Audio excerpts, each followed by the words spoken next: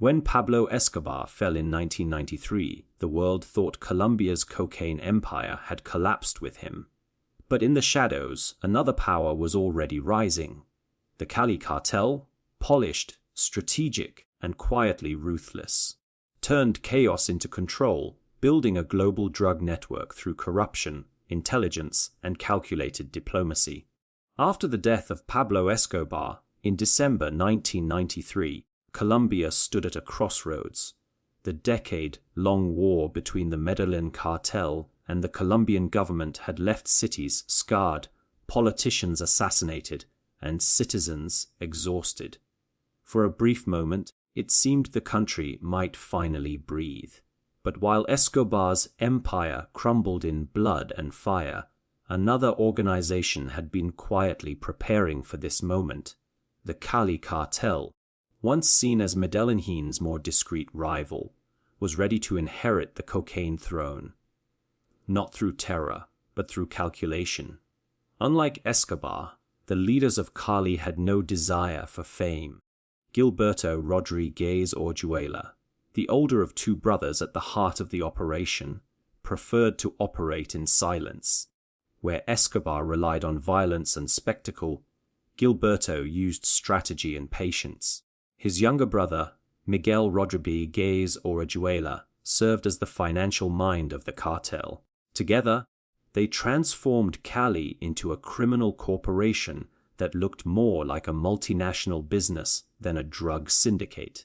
Their partners, Jose Santa Cruz Londoño, known as Cheap Santa, and Aishalma Paco Herrera, brought their own networks and expertise, completing a leadership group that ran their empire like executives in a boardroom.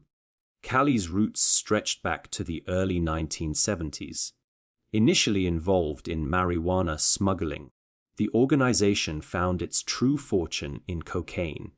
As Escobar's Medellin cartel gained notoriety for its brutality, Cali's founders built their power quietly, forming connections with government officials, law enforcement, and international bankers. They learned early that violence drew unwanted attention, but money could open doors everywhere. Their motto was simple: prefer to bribe rather than kill. By the 1980s, while Medellin's bombs echoed across Colombia, Cali was building a shadow economy. The city of Cali itself mirrored their approach. Known for its salsa music, open boulevards, and modern architecture, it stood in contrast to the chaos of Medellin. Beneath the surface, however, the Rodríguez brothers turned the city into a fortress of influence. Judges, police chiefs, and politicians were quietly paid off. Telecommunications companies, taxi services, and nightclubs doubled as intelligence outposts. The cartel had ears everywhere, collecting information on rivals, government operations, and even U.S. Drug Enforcement Administration, DEA movements inside the country. By the mid-1980s, Cali's cocaine routes stretched across continents. Their product moved through Panama, Venezuela, and the Caribbean, eventually reaching the United States and Europe. Unlike Escobar's system, which relied heavily on violence and small aircraft, Cali used an intricate network of shell companies and legitimate businesses. They invested in import-export firms, banks, and even pharmaceutical companies. Cargo ships leaving Colombian ports carried not only coffee and fruit, but carefully hidden cocaine shipments worth millions. In New York and Miami, Cali's representatives controlled wholesale distribution through local gangs, staying several layers removed from the street, level trade. The collapse of the Medellin cartel created a vacuum, and Cali filled it almost immediately. After Escobar's death, the Rodríguez brothers moved to consolidate power. They struck deals with former Medellin operatives who had survived the war, offering them protection and new business opportunities in exchange for loyalty. Where Escobar had waged war on the state, Cali embraced it. The cartel poured money into political campaigns, most notably during the 1994 Colombian presidential election.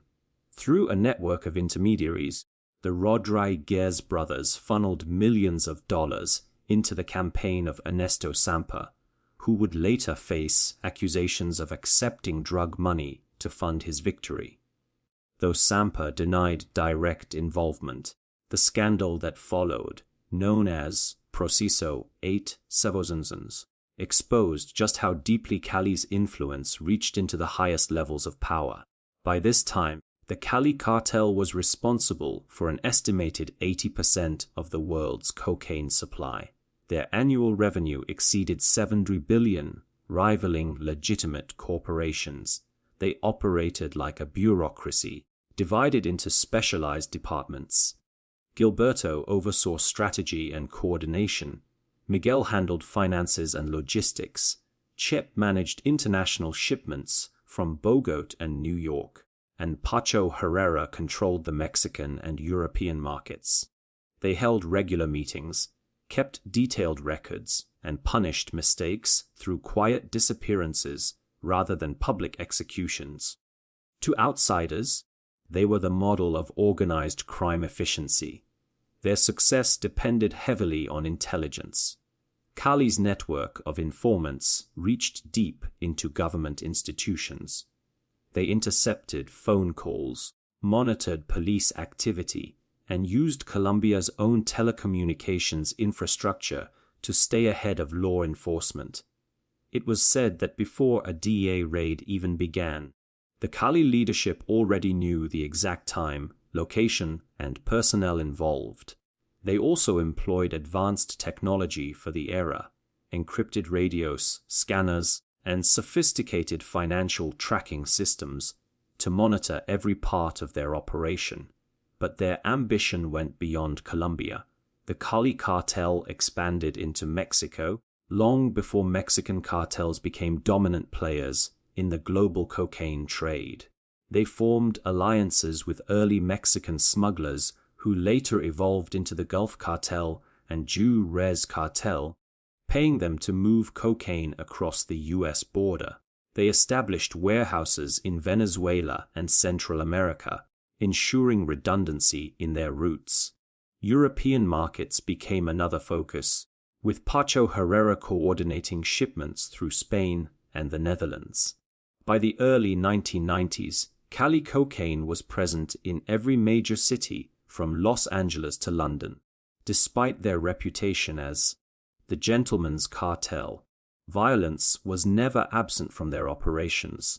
It was simply hidden better. When bribes failed, assassinations followed.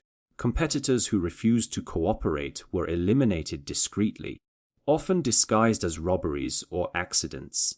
Informants were tortured for information, then disappeared. Inside Cali, a quiet fear surrounded the Rodríguez brothers. Their image as businessmen did not soften the fact that betrayal was punished without mercy. As the cartel's empire expanded, so did international pressure. The United States, still reeling from the Medellin Wars, turned its focus toward Cali. DEA agents began infiltrating their distribution networks, while Colombian authorities, under increasing U.S. scrutiny, started mapping the organization's structure. Yet Cali's leaders had spent years embedding themselves so deeply into the political and economic fabric of Colombia that dismantling them seemed impossible. The cartel even owned parts of the local media, influencing public opinion and downplaying their criminal role. By 1994, cracks began to appear. A series of arrests in the United States exposed parts of Cali's North American distribution system. Undercover agents managed to penetrate some of their transportation routes, revealing how legitimate companies were used to move drugs. Still, the Rodríguez brothers believed they were untouchable. Their homes in Cali were equipped with hidden rooms, escape tunnels, and electronic counter-surveillance systems. They held lavish social events attended by politicians, celebrities, and businessmen who all pretended not to know where the wealth truly came from. Inside the cartel, tensions began to rise. Pacho Herrera's growing influence over international markets led to quiet friction with Miguel, who feared losing control of the financial side. Chape Santa, stationed primarily in Bogotá, grew restless under increasing government attention.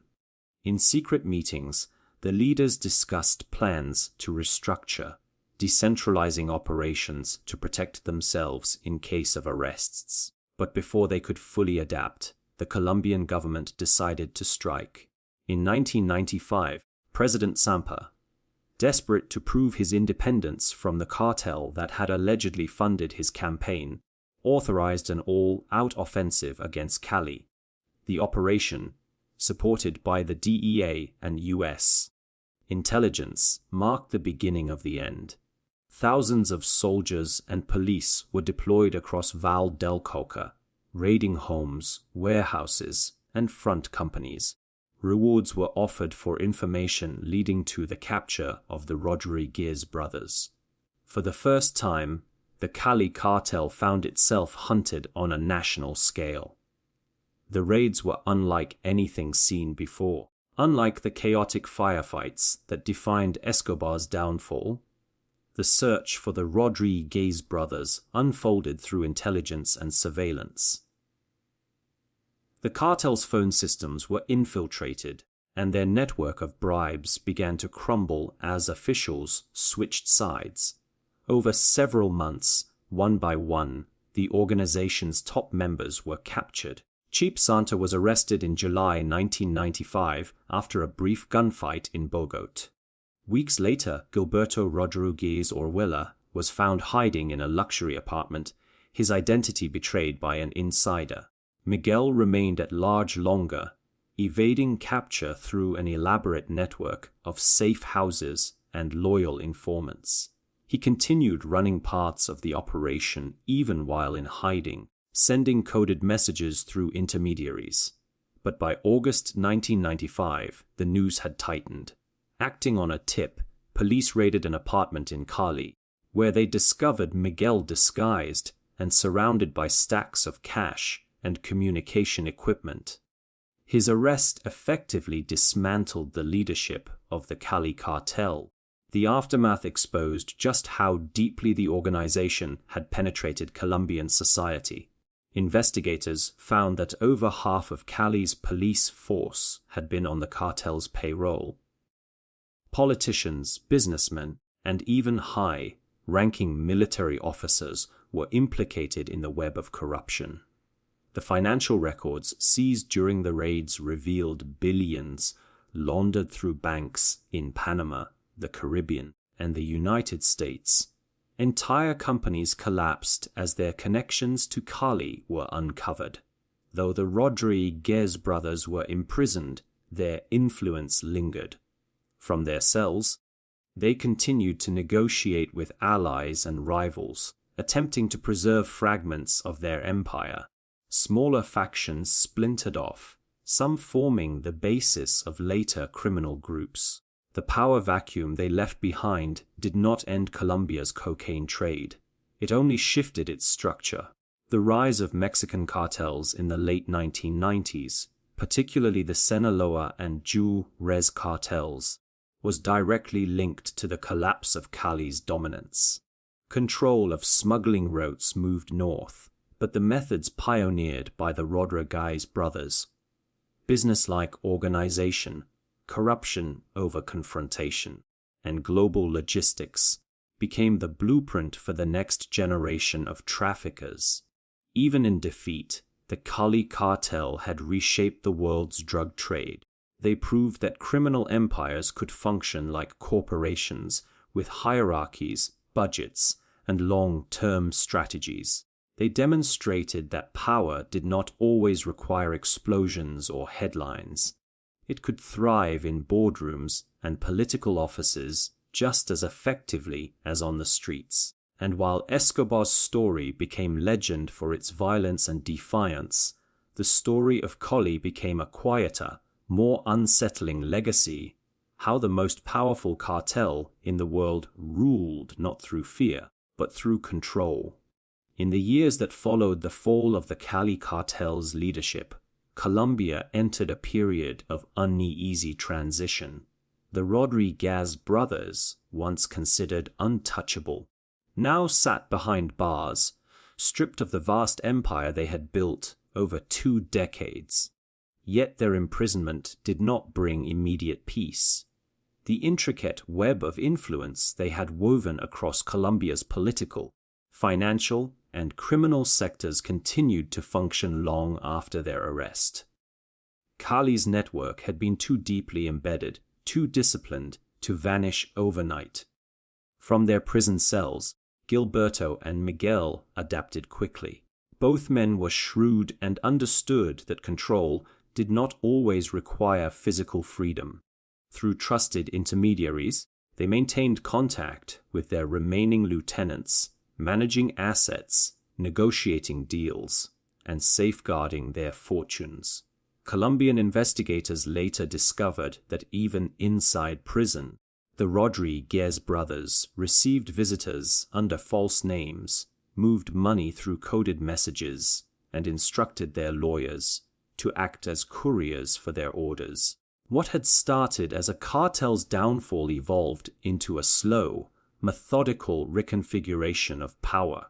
Their capture also forced law enforcement agencies to uncover the full scale of the operation. The files seized from their offices revealed hundreds of front companies and offshore accounts spread across Panama, Switzerland, the Caribbean, and the United States. Many of these companies had operated as legitimate businesses for years. Real employees, real services, real profits, while quietly funneling drug money through the global financial system. The sophistication of these schemes shocked investigators, exposing just how advanced Cali's financial intelligence had been compared to Medellin's earlier methods. The political fallout was enormous. The Proceso 8000 scandal surrounding President Ernesto Samper deepened as new evidence surfaced. Tapes of conversations, financial records, and testimonies from cartel insiders pointed to the direct involvement of key figures within his campaign. The scandal divided Colombia. Some demanded Samper's resignation, while others argued that removing him would plunge the country back into chaos. Internationally, the United States grew increasingly frustrated. Washington suspended parts of its aid to Bogota, accusing Samper's administration of shielding traffickers and obstructing extradition efforts. Colombian politics entered a storm of mistrust, corruption trials, and public outrage. While the government wrestled with the scandal, the remnants of the Cali Cartel splintered.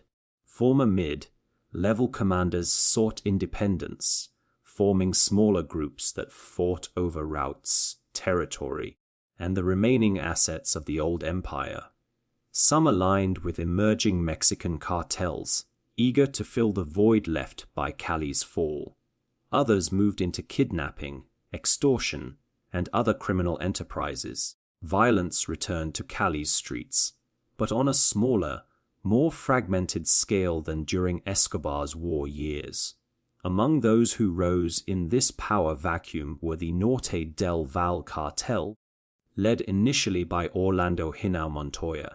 Many of its founding members were former Cali operatives who had managed logistics and smuggling routes under the Rodríguez brothers. They inherited not just the infrastructure, but also the operational philosophy: stay low, use money as the weapon, and avoid unnecessary violence. Yet this new generation lacked the discipline and centralized command that had made Cali formidable. Internal feuds quickly erupted, leading to a series of assassinations that drew renewed attention from authorities. As Colombian forces intensified operations against these new factions, the Rodríguez brothers began negotiating for reduced sentences. In 1999, Gilberto was sentenced to 15 years in prison, later extended due to new charges. Miguel faced similar terms. Despite their imprisonment, their influence persisted. Both brothers invested heavily in legal defense strategies, employing some of Colombia's most prominent attorneys. Their cooperation with certain authorities, providing selective information on rival traffickers, allowed them to maintain a degree of leverage. Each move was calculated to protect their families and remaining wealth. Meanwhile, the international landscape of the drug trade was shifting.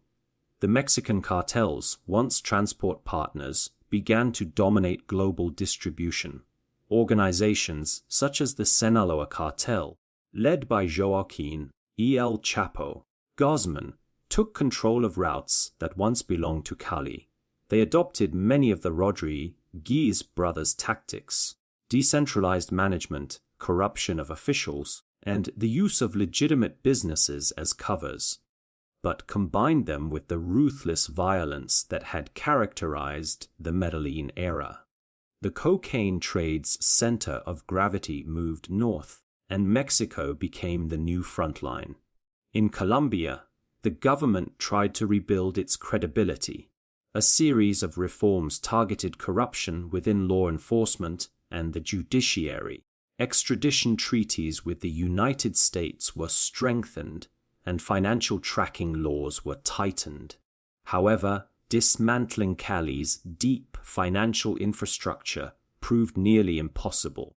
Money laundering continued through real estate, agriculture, and banking systems that had once served as cartel fronts. Entire neighborhoods in Cali and Bogota had been built with drug money, their origins buried under layers of legal paperwork. In 2002, a major development altered the fate of the Rodríguez brothers once again. After years of diplomatic negotiation, the Colombian government agreed to extradite several major traffickers to the United States. Both Gilberto and Miguel were on that list. The U.S. had long accused them of smuggling vast quantities of cocaine into North America and laundering billions through U.S. banks. Despite their efforts to resist extradition, the brothers were eventually handed over to American authorities in 2004 and 2005.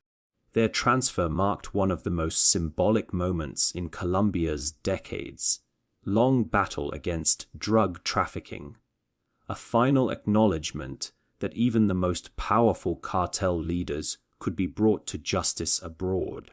In the United States, the Rodríguez brothers faced new charges. Federal prosecutors built detailed cases using evidence from the DEA, the FBI, and testimony from former cartel members. The brothers eventually pled guilty to conspiracy to import cocaine, accepting long prison sentences. Gilberto received 30 years, while Miguel received a similar term shortly after. For many observers, it was the official end of the Cali Cartel's reign. Yet in Colombia, the remnants of their empire still lingered like a ghost, an invisible force that shaped politics, business, and culture long after their imprisonment. The extradition also revealed a different side of their legacy. During the court proceedings, documents and testimonies illustrated how deeply Cali's leaders had understood global finance. They had managed not only to control the drug supply chain, but also to manipulate foreign currency markets, invest in legitimate industries, and launder money on a scale that rivaled national economies.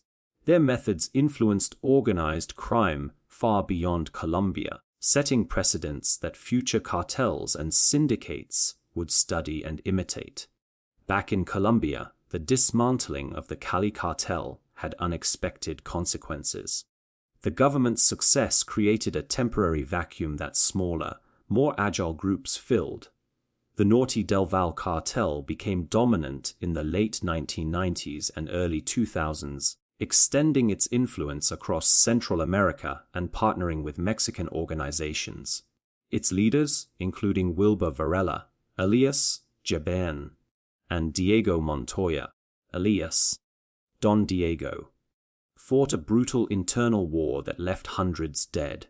The bloodshed drew comparisons to Medellin's violent era, proving that even without the Rodríguez brothers, the cocaine trade remained deeply entrenched in Colombia's criminal fabric. As the new millennium advanced, Colombian authorities began targeting the Norte del Valle cartel with the same precision that had brought down Cali. The United States increased intelligence cooperation, tracking financial flows and intercepting communications. By the mid-2000s, most of Norte del Valle's top leaders were either dead or captured. Yet by then, the cocaine routes had already shifted once more, this time into the hands of paramilitary groups and newly emerging criminal bands known as BECRIME, short for Bandas Criminales. These groups, composed of former right-wing militias and ex-cartel soldiers, continued the trade using Cali's old infrastructure but with looser hierarchies and greater unpredictability. Inside American prisons, Gilberto and Miguel watched from afar as the landscape they once dominated evolved beyond recognition.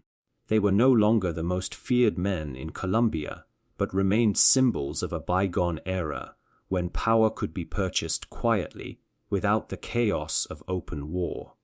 In interviews and court documents, both men claimed to have left the drug trade behind, insisting that their wealth had been exaggerated. Yet investigators continued to trace hidden accounts and properties linked to their families, suggesting that much of Cali's fortune remained undiscovered. The DEA maintained pressure, pursuing those who had managed Cali's finances and logistics.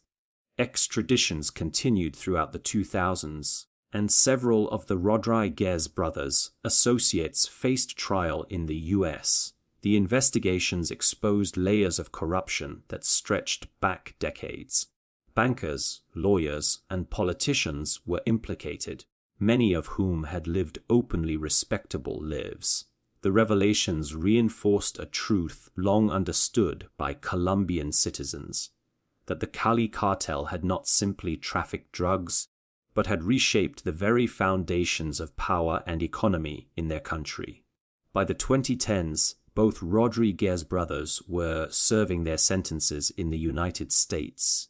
Gilberto, aging and in declining health, spent much of his time writing letters and managing his legal appeals. Miguel remained more reclusive, avoiding interviews, but continuing to be the subject of media fascination. Colombian journalists and filmmakers revisited their story, contrasting their quiet, calculated empire with the violent spectacle of Escobar's reign. For a new generation, the Cali Cartel represented a different kind of danger, one that operated not in open defiance, but in perfect disguise. The influence of Cali's methods extended even into law enforcement and intelligence operations. Governments studying organized crime began to recognize the importance of targeting financial systems rather than only the traffickers themselves. International cooperation on money laundering investigations increased, and anti-corruption units were strengthened. In many ways, the lessons learned from dismantling the Cali Cartel helped shape modern strategies against transnational crime. Yet Colombia continued to face new challenges. As the traditional cartels faded, new groups emerged with global reach and digital sophistication. The drug trade adapted, using encrypted communications, cryptocurrencies, and diversified smuggling methods. Planes gave way to submarines and drones. The structure of criminal power had changed, but its roots remained tied to the legacy of those who first industrialized the cocaine business. In 2022, news broke that Gilberto Rodríguez Orejuela had died in a U.S. prison at the age of 83. His death marked the quiet end of an era that had begun more than half a century earlier in the streets of Cali. For many Colombians, it was a symbolic closure. though the shadows of his empire still touched everyday life in subtle ways. From construction firms built with laundered money to politicians whose campaigns were funded by hidden fortunes. Miguel remained alive, continuing to serve his sentence, his silence preserving much of the mystery that surrounded their final years in power. The story of the Cali Cartel had begun in anonymity and ended the same way. It was never about flamboyance or spectacle, but about control, about understanding systems, people, and the price of silence. When their empire fell, it left behind no ruins, only a trail of paperwork, offshore accounts, and whispered deals that took decades to unravel. The Rodríguez brothers had proven that a cartel could function like a government, influence like a corporation, and disappear like smoke. Their rise and fall became a study in contrast. Escobar's Medellin cartel had fought openly, believing terror could shield it from justice. Cali had done the opposite, weaving itself into the fabric of society until it was impossible to tell where the legal world ended and the criminal one began. Their empire's true strength had never been the cocaine itself, but the alliances it built, alliances that reached presidents, bankers, and generals. Even after their defeat, those connections continued to shape Colombia's path, defining its struggle to separate politics from the shadow of the cartels. By the time the 21st century matured, the lessons of the Cali Cartel had become part of global history. The methods they pioneered, money laundering through legitimate businesses, the corruption of state institutions, and the management of international logistics, had influenced criminal organizations from Eastern Europe to Southeast Asia. What had once been a local Colombian enterprise had evolved into a model for modern transnational crime. And yet, for all their wealth and power, the Rodríguez brothers ended their lives as prisoners, men who once commanded billions, reduced to counting days in confinement. Their story was not written in explosions or public battles, but in quiet boardrooms, coded messages, and deals made behind closed doors. It was a story of power gained through patience and lost through inevitability. The fall of the Cali Cartel closed one of the most complex chapters in the history of organized crime. Its legacy remained visible not only in the scars it left on Colombia's institutions, but in the blueprint it offered to every criminal enterprise that followed. Behind the polished image of the gentleman's cartel lay the reality of a system that blurred the lines between business and crime, profit and corruption, order and chaos. When their empire finally dissolved, it did not vanish. It transformed, reshaping the underworld into something far more enduring and far more difficult to see. That transformation became the true inheritance of the Cali Cartel. It taught the world that domination does not always roar. It often whispers.